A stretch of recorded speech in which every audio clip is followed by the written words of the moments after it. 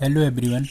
तो आज से हम स्टार्ट कर रहे हैं केमिस्ट्री की एक नई सीरीज, नेम रिएक्शन की सीरीज। तो इसमें हम नेम रिएक्शन पढ़ेंगे। तो इससे पहले हम देख लेते हैं कि किस एग्ज़ाम में ये कितना इम्पोर्टेंट होता है। तो यदि हम बात करें CSIR नेट की या गेट की, तो CSIR नेट में लगभग आ जाता है 25 से 30 नंबर का। इसका वेटेज होता है एग्जाम में वो 25 से 30 नंबर का होता है। यदि JAM की बात करें तो उसमें भी 12 से 15 नंबर का ही आ जाता है। मतलब यदि हम देखें तो नेम रिएक्शन जो है एक इम्पॉर्टेंट टॉपिक है। अब इसमें हम देख लेते हैं टाइप ऑफ क्वेश्चन। जो टाइप ऑफ क्वेश्चन है वो किस प्रकार से आते हैं। तो इसमें क्या होता है कि हमें पता है एक सबस्ट्रेट होता है, एक रिएजेंट होता है और इनसे प्रोडक्ट बनता है। तो जो क्वेश्चन आते हैं, क्वेश्चन में क्या होता है, कभी कभी सबस्ट्रेट देता है हमें पर रिएजेंट नहीं देता और प्रोडक्ट देता है। या फिर कभी कभी क्या हो जाता है कि प्रोडक्ट नहीं देता है, रिएजेंट देता है, सबस्ट्रेट होता है। मतलब टोटली इसमें करता क्या है कि इन तीनों में से कोई भी एक चीज़ गायब करता है।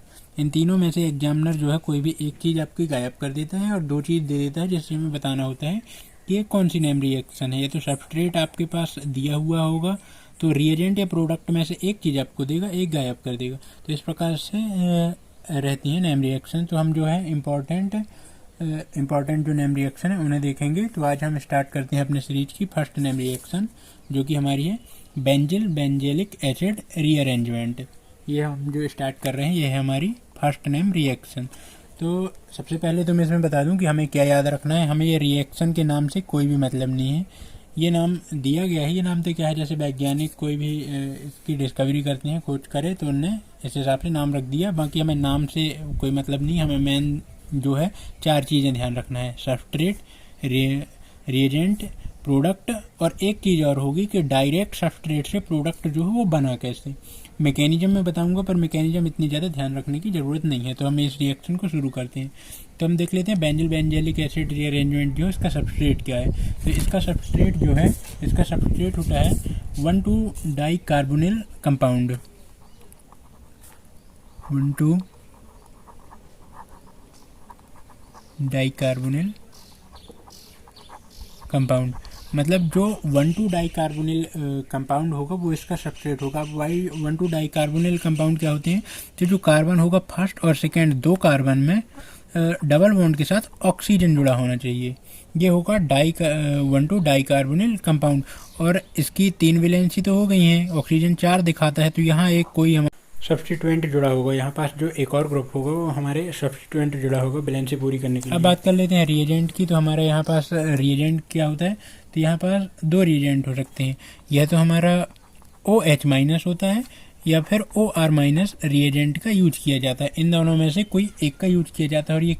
और ये जो है ये होता है हमारा फर्स्ट। और सेकेंड नंबर पर जो होता है हमारा कोई एसिड यूज किया जाता है जो कि H+ डोनेट कर सकें। ज़्यादातर इन रिएक्शन में जो ये यूज किया जाता है H3O+ का यूज किया जाता है।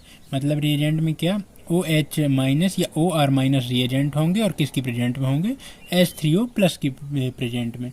ये हो जाएगा रिएजेंट। अब सबस्ट्रेट रिएजेंट देख लिए। अब देखते हैं कि प्रोडक्ट क्या होगा। यदि हमने OH- रिएजेंट का यूज किया हुआ है, OH- रिएजेंट का यदि हम यूज करते हैं तो हमें मिलता है alpha hydroxy carboxylic acid. Alpha hydroxy carboxylic acid. ये हमें तब मिलता है जब हम OH- का यूज करते हैं। यदि हम OR- रिएजेंट का यूज करें तब हमें क्या मिलेगा, इस कंडीशन में हमें मिलता है ester of alpha hydroxy carboxylic acid. मतलब हमें मिलता है ester of alpha hydroxy carboxylic acid. ये हमें मिलता है OR यदि हमने रिएजेंट यूज किया है, ये हमें मिलता है। या OH- यदि हम रिएजेंट यूज किए हैं, उस केस में हमें प्रोडक्ट मिलते हैं। अब हम देख लेते हैं कि ये रिएक्शन जो है होती कैसे हैं। तो कोई भी हम एक सिंपल सा एग्जांपल ले लेते हैं। जैसे कि हम पहला अपना सबस्ट्रेट लिए, ये हमारा हो गया है 1,2 डाई कार्बोनिल कंपाउंड हो गया। इसमें हम कोई एक और सबस्ट्रेट यूज किए, जैसे मान लीजिए मैंने पीएच यूज किए कर दिए, पीएच मतलब फिनाइल। तो इसका पहले देख लें कि डायरेक्ट प्रोडक्ट कैसे बनेगा, क्योंकि हमें याद रखना है डायरेक्ट प्रोडक्ट। मैकेनिज्म बताऊंगा पर मैकेनिज्म याद करने की ज़रूरत नहीं है। तो डायरेक्ट प्रोडक्ट इसमें ऐसे होगा कि मान लीजिए यदि मैंने OH माइनस की रिएक्शन करवाई H3O प्लस के प्रेजेंस में, तो होता क्या है, ये OH जो है एक कार्बन पर अटैक करता है। किस कार्बन पर अटैक करेगा? जो इलेक्ट्रॉन डिफिशियंट हो, मतलब जिसमें इलेक्ट्रॉन की ज़्यादा कमी हो। वो हम अभी क्वेश्चन देखेंगे तो क्वेश्चन से हमें समझ में आ जाएगा। मान लीजिए यदि उसने इस पर अटैक किया तो क्या होता है, ये बॉन्ड टूटता है। मेनली जो हमें याद रखना है डायरेक्ट प्रोडक्ट में या ये याद रखना है कि OH माइनस और H3O प्लस की यदि रिएक्शन हो रही है तो एक कार्बन जो है, ये सब्स्टिट्यूएंट जो है, ये शिफ्ट हो जाएगा इस वाले कार्बन पर, और ये वाला कार्बन जो है COOH में कन्वर्ट हो जाएगा और ये जो है OH में कन्वर्ट हो जाएगा। मतलब यदि हम डायरेक्ट बनाएं तो ये वाला जो कार्बन होगा, ये वाला कार्बन, ये ऑक्सीजन जो है ये OH में कन्वर्ट हो जाएगा। यहाँ पीएच तो इसका पहले से था, ये वाला पीएच भी इस वाले कार्बन पर शिफ्ट हो जाएगा, और ये जो है ये वाला कार्बन, ये कन्वर्ट हो जाएगा COOH में। ये हो गया अल्फा हाइड्रोक्सी कार्बोक्सिलिक एसिड। मतलब इससे हमें ये प्राप्त होगा।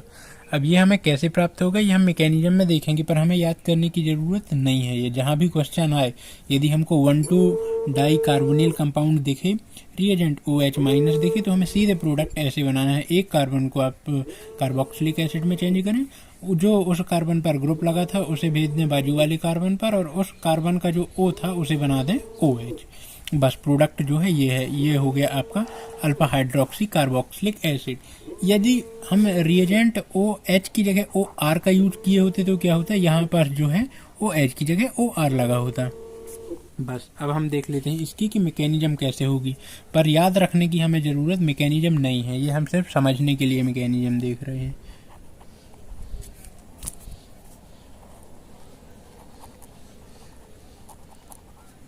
मैकेनिज्म, अब मैकेनिज्म यदि हम इसी में मैकेनिज्म देखें तो हमारा सबसे पहले अपने कंपाउंड बना लेते हैं जो हमारे पास था 1,2 डाई कार्बोनिल कंपाउंड। ये हमने इसमें लगा दिया पीएच।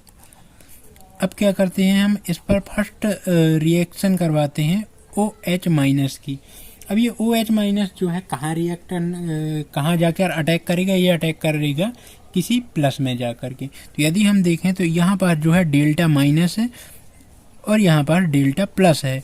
अब हम एक चीज़ यहाँ देखें कि ये पूरा ग्रुप है, ये जो हमारा ये पूरा ग्रुप है, ये और इस साइड का, ये दोनों का सेम एनवायरनमेंट है। दोनों कार्बन यदि देखें, इस कार्बन से भी डबल बॉन्ड में O जुड़ा है, यहाँ पीएच जुड़ा है, इस कार्बन से भी डबल बॉन्ड में O जुड़ा है, पीएच जुड़ा है, मतलब एनवायरनमेंट सेम है। तो हम चाहें तो इस कार्बन पर अटैक करवाएं, हम चाहें तो इस कार्बन पर अटैक करवाएं।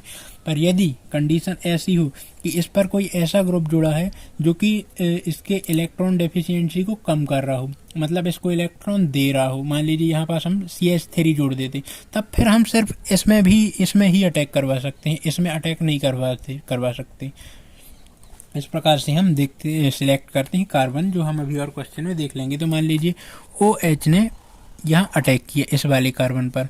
जब OH ने यहाँ पास अटैक किया होगा इस कार्बन पर, तो क्या हुआ होगा, ये जो डबल बॉन्ड कार्बन के ये शिफ्ट हुआ होगा इस ऑक्सीजन पर, और इस ऑक्सीजन पर आ जाएगा माइनस चार्ज। तो हम लिख लेते हैं ये C डबल बॉन्ड O ये वाला है, इसमें अभी कुछ भी नहीं हुआ है। ये वाला जो कार्बन था इसमें पीएच लगा था पहले से, अब OH अटैक किया है और वो जुड़ गया है इसमें, तो इसे जोड़ देते हैं, ये जुड़ गया हमारा OH। यहाँ पास ऑक्सीजन था और ये इसका डबल बॉन्ड जो है शिफ्ट हो गया है यहाँ, तो ये हो जाएगा यहाँ माइनस में। अब जब माइनस की फॉर्म में ये शिफ्ट हो जाएगा तो ये क्या करेगा, आगे क्या होगा कि ये जो है फिर से यहाँ आना चाहेगा ऑक्सीजन पर।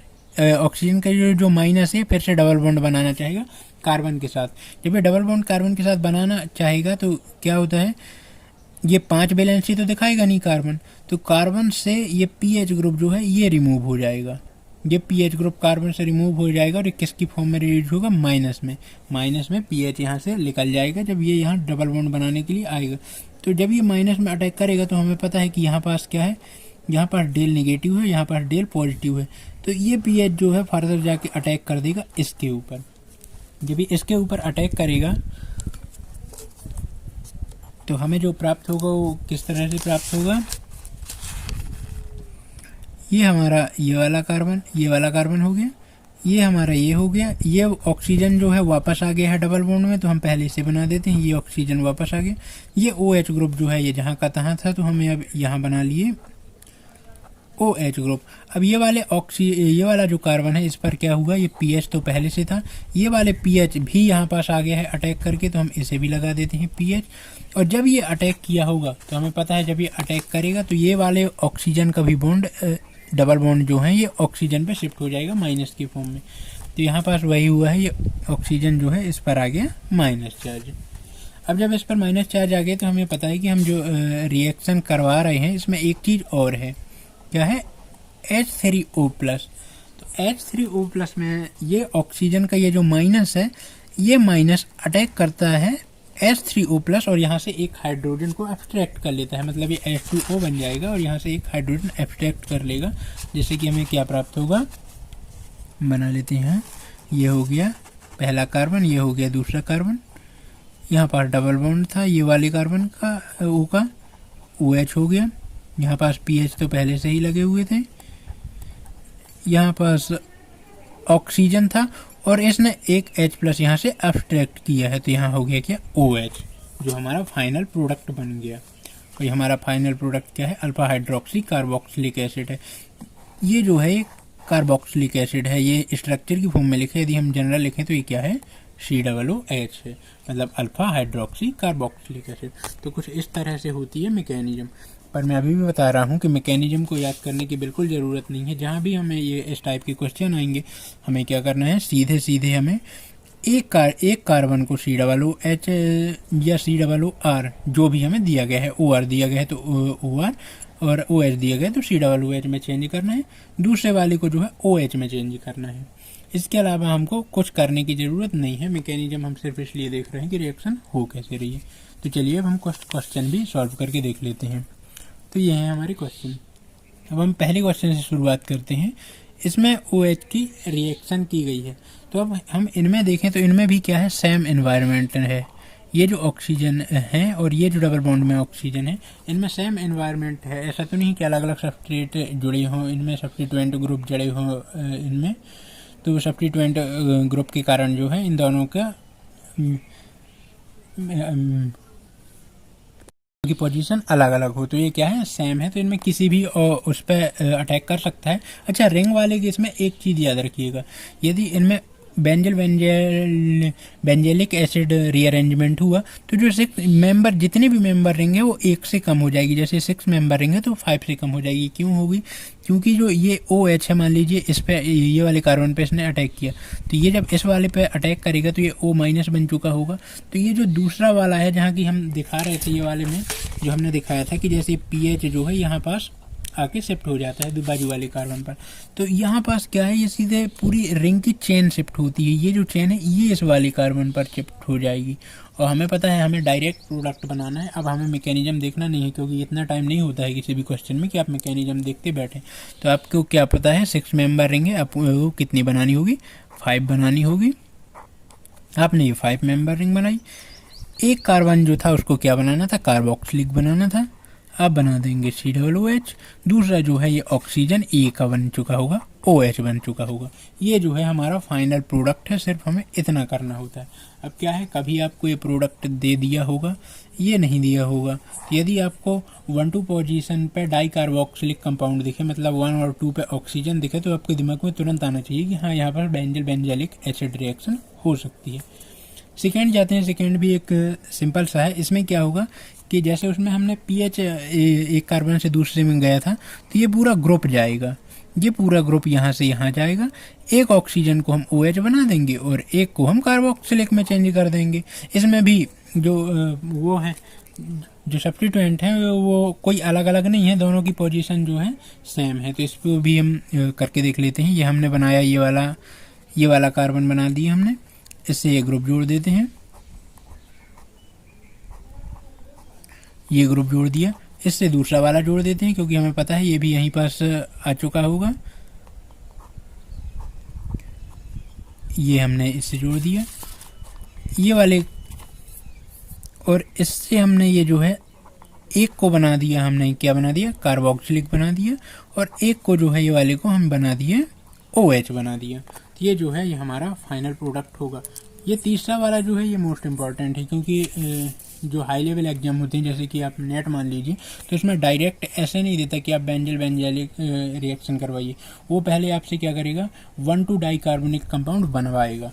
जैसे कि आप देखें तो इसमें हमें कहीं भी 1,2 डाइकार्बोनिल कंपाउंड देखने को नहीं मिल रहा है, पर ये रिएक्शन किसकी करवा रहा है, यहाँ K2Cr2O7 की करवा रहा है। तो आपको पता होगा K2Cr27 जो है एक ऑक्सीडाइजिंग एजेंट होता है। तो जब इसकी रिएक्शन इसके साथ होगी तो क्या होगा, यहाँ पास 2 डबल बॉन्ड O ऐड हो जाएंगे, जैसे कि मैं यहाँ बनाकर दिखा देता हूँ।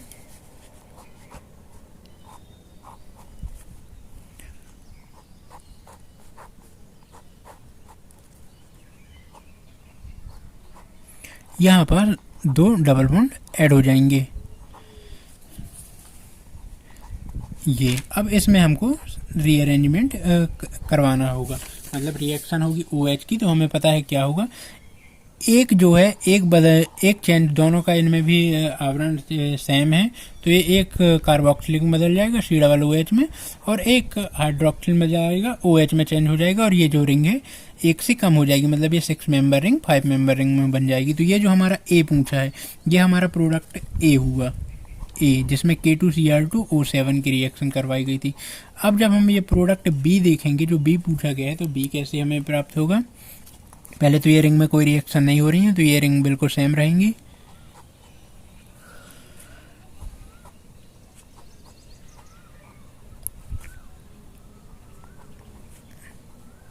ये हमारी रिंग सेम हो गई। अब इसमें हमें क्या करना है, ये रिंग एक कम हो जाएगी, मैंने पहले ही बोला था, तो 1 2 3 मेंबर रिंग ये है, ये हो जाएगी 5 मेंबर रिंग। अब क्योंकि ये 6 थी तो यहाँ 5 हो जाएगी। एक जो है इसका कार्बन वो हो जाएगा COOH, एक जो है OH हो जाएगा। तो ये सिंपल इसका B है, ये इंपॉर्टेंट है, ये कई बार आया भी है। ये चौथे नंबर का है। अच्छा, इसमें देख लीजिए, इसमें एक नई चीज़ आपको देखने को मिलेगी। अब आप इसमें किसी भी कार्बन पर OH का अटैक नहीं करवा सकते हैं, क्योंकि यहाँ यदि आप देखें तो सिंपल फिनॉल रिंग एक जुड़ी हुई है, जबकि यहाँ पास रिंग में CH3O भी ऐड है।